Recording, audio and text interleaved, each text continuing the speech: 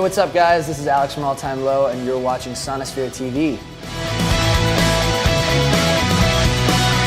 I fought it for a long time now while drowning in a... Taking the stage is one of the biggest and best moments of any show, especially when you're talking about festivals and just larger shows in general. You kind of walk out and immediately you're hit. It's like a wave of heat and sweat that's already emanating from the crowd, and then then the scream and then the energy and then the crowd starts moving like the sea, and it just, that energy fuels you. Like however excited you are before you go on stage, the second you hit the stage, everything just kind of clicks and suddenly that bond is there between you and the audience, and I think that's the most overwhelming moment. It's a funny thing actually, like when you're sort of up there, you're in your own element, and the four of you are kind of, well in our case the four of us are kind of connected and we're doing the live show and everything, but it's really not until after that you know what everybody was actually thinking. Like it's really funny sometimes the stories you'll hear as you come off stage, kind of like, one person will be like, that was the best show ever!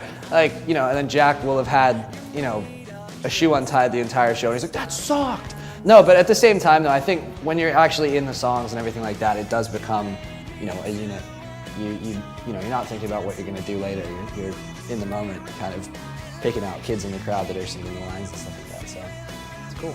Time flies when you're on stage. The recent headlining run that we just did over here, we were playing the longest set we've ever really played. It was about an hour and 15.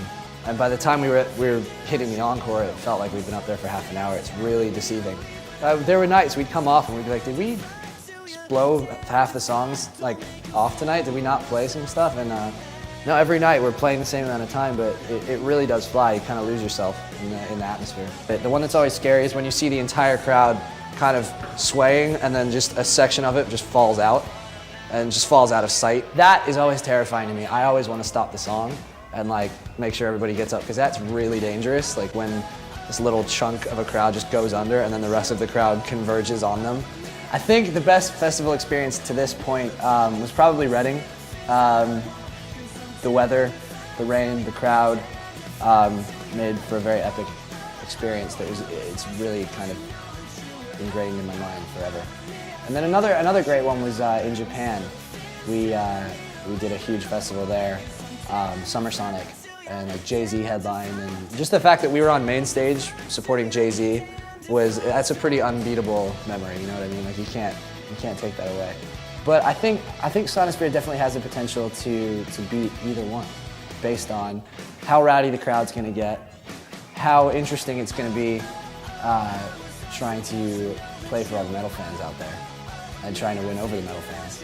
And I think also just it's yet another festival that we get to be a part of in the UK, and the UK is kind of notorious for having these amazing, muddy, sweaty, awesome festivals, and in my mind that's what festivals are all about. It's sort of like the grime and the dirt and just the sweating and bleeding for the music that you love kind of thing. I think there's a lot to be said for that, so I have high expectations.